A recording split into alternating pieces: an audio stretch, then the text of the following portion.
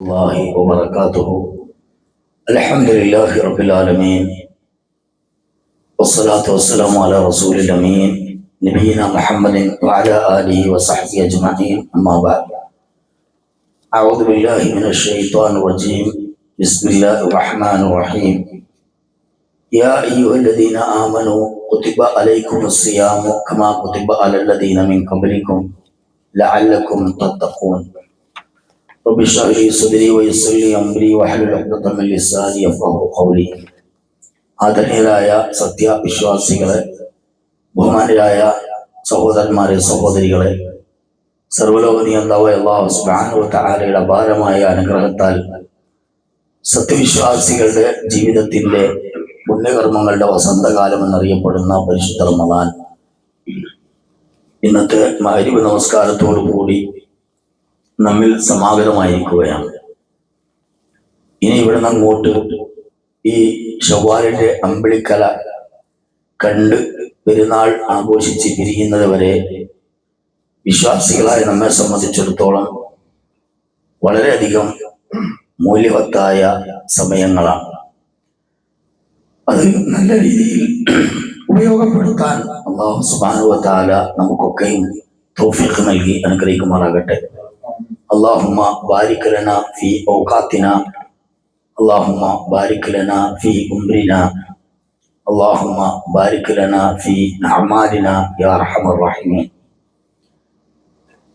ഏതാനും ചില കാര്യങ്ങൾ റമദാനിലേക്ക് പ്രവേശിച്ച നാം മനസ്സിലാക്കണം എന്നുള്ളത് കൊണ്ട് ഇൻഷാ അല്ലാഹ് വളരെ പരിമിതമായ സമയത്തിൽ പ്രധാനപ്പെട്ട ചില കാര്യങ്ങൾ ഉണർത്തുകയാണ്. ഒന്നാമതായി,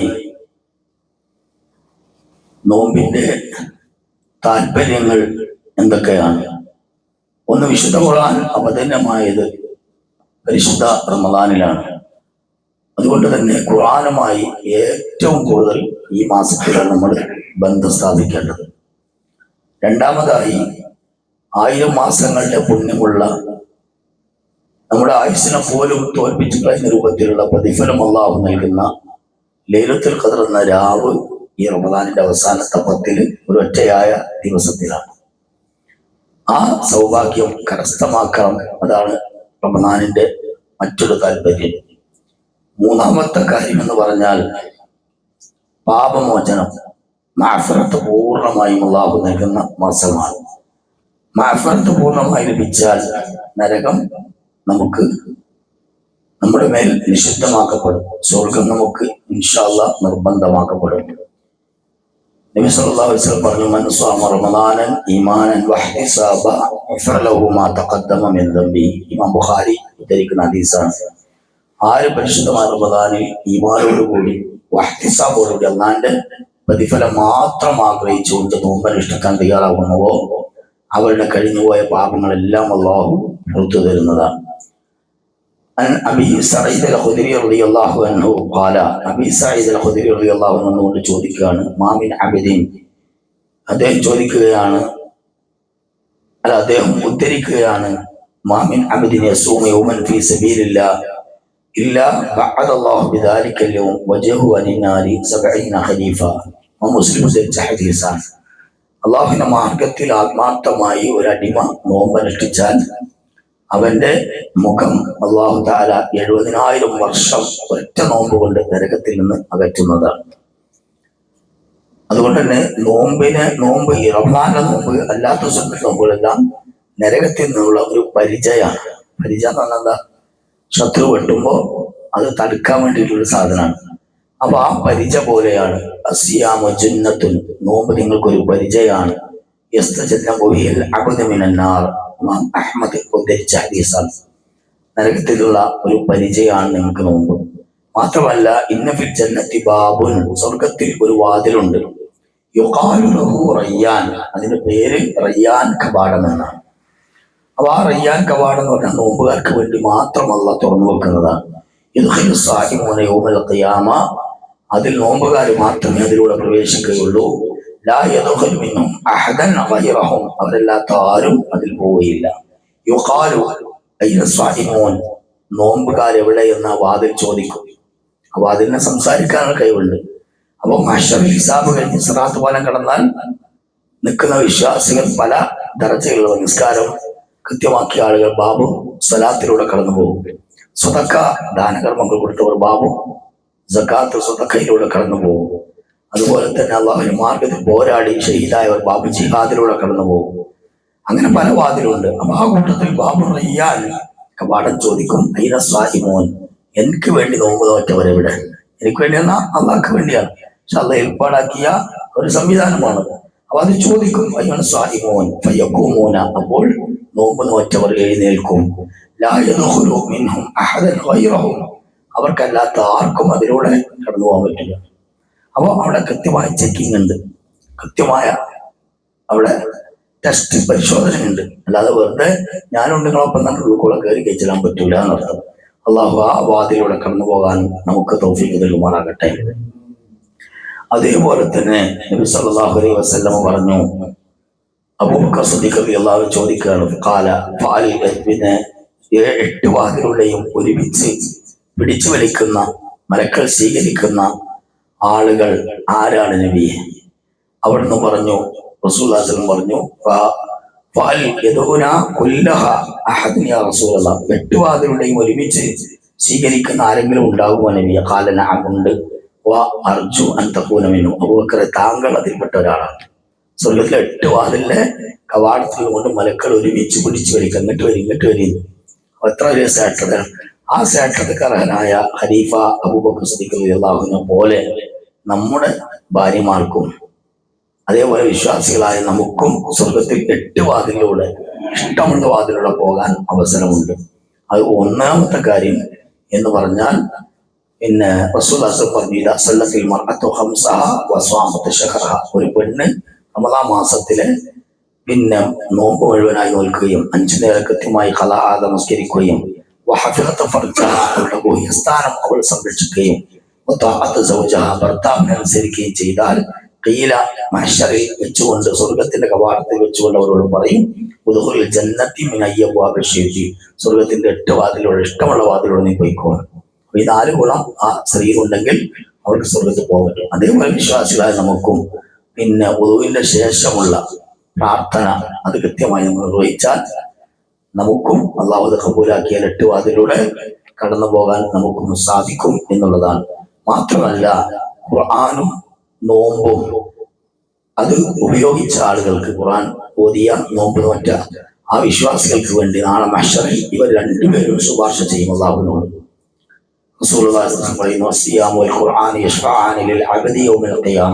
ഖിയാമത്ത് നാളിൽ നോമ്പും ഖുർആനും അവന്റെ ആ അഹ്ലുകാർക്ക് വേണ്ടി അള്ളാഹിനോട് ശുപാർശ ചെയ്യും.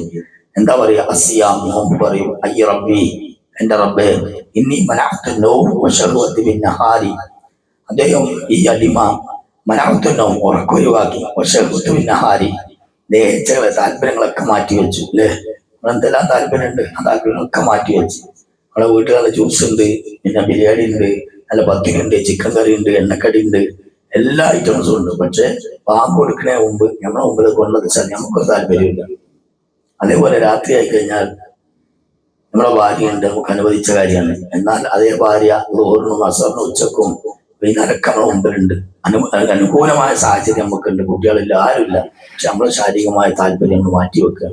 അപ്പൊ നോമ്പ് പറയും, ഇന്നീ മനഅതു നൗം വശഹവതി ബിന്നഹാർ, ഉറക്കൊഴിവാക്കി റബ്ബേ, അതേപോലെ ശഹവത്ത് ഒഴിവാക്കി എനിക്ക് വേണ്ടി അവനെ ബാത്ത് ചെയ്തവനാണ്. അതുകൊണ്ട് എന്റെ ശുപാർശയിൽ നീ അവനെ ഉൾപ്പെടുത്തണേ. നോമ്പ് നമുക്ക് വേണ്ടി ശുപാർശ ചെയ്യും.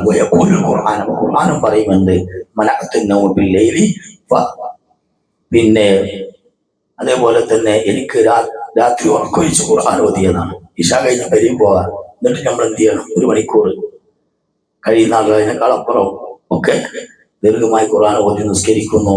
അതേപോലെ ഉറക്കൊഴിച്ച് ഖുർആൻ ഓതുന്നു, ഖത്തം തീർക്കുന്നു. അതുകൊണ്ട് ഖുർആൻ പറയും, ഫശഫഅനി ഫീഹി, എന്റെ ശുപാർശയിൽ നീ അവനെ ഉൾപ്പെടുത്തുന്നേ. ഫയശ്ഫിആൻ, ഇമാം തബറാനി ഉദ്ധരിക്കുന്നു, 2 പേരുടെ ശുപാർശയും അല്ലാഹ് സ്വീകരിക്കും, നോമ്പിന്റെ ഖുർആന്റെയും. അപ്പൊ ഈ നോമ്പ് ഖുർആൻ നമുക്ക് വേണ്ടി ഇൻഷാ അല്ലാഹ് എന്തെയും ശുപാർശ. അതുകൊണ്ട് ഭക്ഷണം, ലൈംഗിക കൃഷ്ണത, അതേപോലെ തന്നെ നമ്മുടെ ജീവിതത്തിലുള്ള മറ്റു താല്പര്യങ്ങൾ ഒക്കെ അള്ളാഹിന്റെ വചനത്തിന് വേണ്ടി നമ്മൾ മാറ്റിവെക്കുക എന്നുള്ളതാണ്.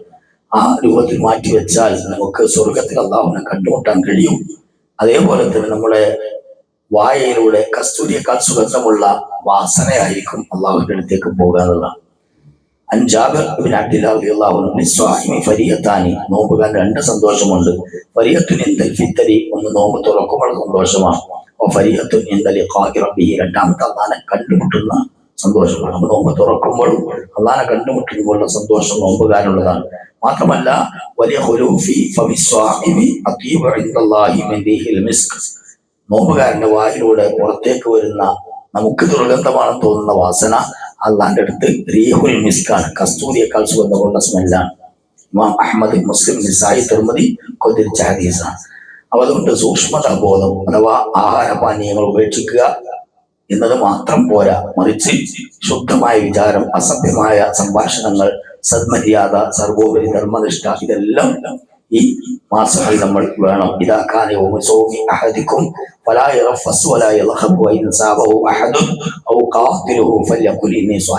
നോമ്പുകാരനായിരിക്കെ നമ്മളോട് കച്ചറക്ക് വേണ്ടി വന്നാലോ ഹറാമിലൊക്കെ നമ്മൾ ക്ഷണിച്ചാലോ ഒക്കെ പറയാനുള്ള വാക്കാൻ ഇന്നീ സായി, ഞാൻ നോമ്പുകാരനാണ്, അതുകൊണ്ട് എനിക്കൊന്നും പറ്റൂല. അവന്റെ അർത്ഥം മറ്റുള്ള മാസങ്ങളിലൊക്കെ നമുക്ക് അനുവദനീയമാണെന്നല്ല, പക്ഷെ ഈ മാസം പ്രത്യേകം നമ്മൾ സൂക്ഷ്മത പുലർത്തുക. മറ്റൊരു ഹദീസിൽ കാണാം,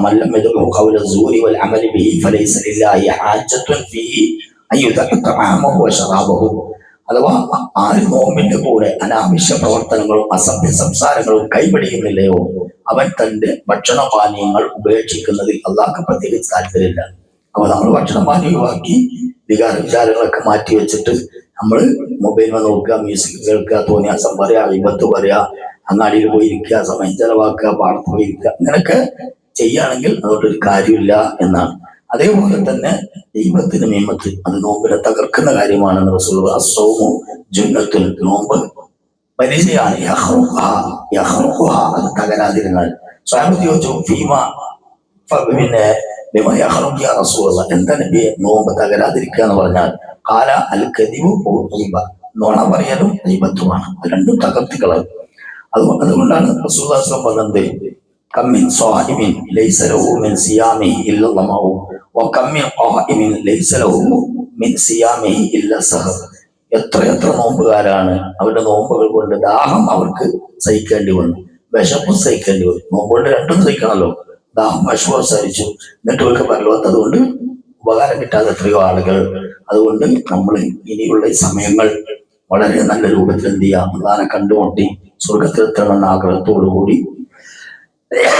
ഇൻഷാ അല്ലാഹ് നല്ല രീതിയിൽ ഇബാദത്തുകളിൽ ശക്തമാവുക, നിരതരാവുക, ആത്മാർത്ഥതയോടുകൂടി നമ്മൾ അള്ളാഹുവിലേക്ക് ഇസ്തിഗ്ഫാർ വർദ്ധിപ്പിക്കുക, സൽക്കർമ്മങ്ങൾ ചെയ്യുക, ക്ഷമ അവലംബിക്കുക, സദഖ ചെയ്യുക. അല്ലാഹു സുബ്ഹാനഹു വ തആല പരിശുദ്ധ റമദാനിന്റെ ദിനരാത്രങ്ങളെ ധന്യമാക്കാൻ വേണ്ടി നമുക്ക് ആവേശവും ഊർജ്ജവും ഈമാൻ നൽകി അനുഗ്രഹിക്കുമാറാകട്ടെ. നമ്മുടെ അമലുകളെല്ലാം അല്ലാഹു തആല കണക്ക് കൂട്ടാൻ കഴിയാത്ത പ്രതിഫലമായി അല്ലാഹു സ്വീകരിക്കുമാറാകട്ടെ. നമ്മുടെ ഹൃദയത്തിൽ ഈ ഭയഭക്തി റമദാൻ കഴിയുന്നത് വരെയും അതിനുശേഷവും അല്ലാഹു നടത്തി തരുമാറാകട്ടെ. ആദ്യത്തെ 10, നടുവിലത്തെ 10, അവസാനത്തെ 10 ഒരുപോലെ ആവേശത്തോടുകൂടി കൊണ്ടുപോകാൻ അല്ലാഹു തൗഫീഖ് നൽകുമാറാകട്ടെ. പല ആളുകളും ഇതിന്റെ പകുതി കഴിയുമ്പോഴേക്കും ഇതിൽ നിന്ന് പിന്തിരിഞ്ഞു പോകുന്ന നിർഭാഗ്യവാന്മാരാണ്. അത്തരക്കാരായ ദൗർബല്യമുള്ള ആളുകൾ അല്ലാഹു നമ്മളെ പെടുത്താതിരിക്കുമാറാകട്ടെ. നമ്മുടെ എല്ലാ തരത്തിലുള്ള സദഖയും സദഖാത്തുകളും അമലുകളും ദിക്റുകളും ദുആകളും സ്വലാത്തുകളും ഒക്കെ അല്ലാഹു സ്വീകരിക്കുമാറാകട്ടെ. റമദാൻ മുന്നോടിയായി നമ്മളെ കൊണ്ട് കഴിയുന്ന രൂപത്തിൽ നമ്മുടെ പള്ളി പരിചരിച്ചു, ചാരിറ്റി പ്രവർത്തനം നടത്തി, മറ്റുള്ള ആളുകൾക്ക് നമ്മൾ ഉപദേശങ്ങൾ കൊടുത്തു, നമ്മുടെ ആരോഗ്യവും സമ്പത്തും സമയവും അറിവും നമ്മൾ ഉപയോഗിച്ചു. അല്ലാഹു അതെല്ലാം സ്വീകരിക്കുമാറാകട്ടെ. അല്ലാഹു നമ്മൾ മരണപ്പെട്ടുപോയി നമ്മുടെ മാതാപിതാക്കൾ, ഭാര്യ, ഭർത്താക്കന്മാർ, സന്താനങ്ങൾ, കൂട്ടുകുടുംബാദികൾ, അവരെ ഖബർ അല്ലാഹു മഗ്ഫിറത്തും റഹ്മത്തും നൽകി സ്വർഗ്ഗപൂർവ്വമാക്കി കൊടുക്കുമാറാകട്ടെ. ലോകത്തിന്റെ പല ഭാഗത്ത് നല്ലൊരു അത്താഴം കഴിച്ച് നോമ്പ് നോൽക്കുവാനോ നല്ലൊരു ഭക്ഷണം കഴിച്ച് നോമ്പ് തുറക്കുവാനോ കഴിയാത്ത ഒരുപാട് പാപങ്ങളുണ്ട്. ഗസയിലും അതുപോലെ തന്നെ സോമാലിയയിലും അതുപോലെ കേരളത്തിന്റെ അകത്തും പുറത്തും ഇന്ത്യയുടെ പല ഭാഗത്തും എല്ലായിടത്തും ഉണ്ട്. അല്ലാഹു സുബ്ഹാനഹു വ തആല അവരൊക്കെ വയറ് അല്ലാഹു നിറച്ചു കൊടുക്കട്ടെ. അവരുടെ മനസ്സിന് അല്ലാഹു സമാധാനം കൊടുക്കട്ടെ. അവർ സഹിക്കുന്ന ഓരോ വേദനകൾക്കും അല്ലാഹു സ്വർഗത്തിൽ നിന്നുമായി നിറച്ചു നൽകട്ടെ. ഉന്നതമായ പഴവും ഭക്ഷണവും വിഭവസമൃദ്ധമായ സദ്യയും അല്ലാഹു നമുക്ക് സ്വർഗത്തിൽ നൽകുമാറാകട്ടെ. اللهم اغفر للمؤمنين والمؤمنات والمسلمين والمسلمات الاحياء منهم والاموات انك مجيب الدعوات يا قاضي الحاجات. اللهم ربنا تقبل منا صلاتنا وصيامنا وركوعنا وسجودنا واعتدالنا يا ارحم الراحمين. رب ارحمنا كما ربونا صغارا، رب ارحمنا كما ربونا صغارا. ربنا هب لنا من ازواجنا وذرياتنا قرة اعين واجعلنا للمتقين اماما. ربنا اتنا في الدنيا حسنه وفي الاخره حسنه وقنا عذاب النار. اللهم اعتني في كتابي في يميني حاسبني حسابا يسيرا. اللهم ثبت قدمي على صراطي وتصل فيه الاقدام. اللهم ضيق الدنيا وضيق الاخره وضيق عذاب القبر يا ارحم الراحمين. سبحان ربك رب العزه عما يصفون والسلام على المرسلين والحمد لله رب العالمين. اقول قولي هذا استغفر الله لي ولكم وجميع المسلمين من كل ذنب واستغفروه انه الغفور الرحيم. وصلى الله وسلم تسليما كثيرا. السلام عليكم ورحمه الله وبركاته.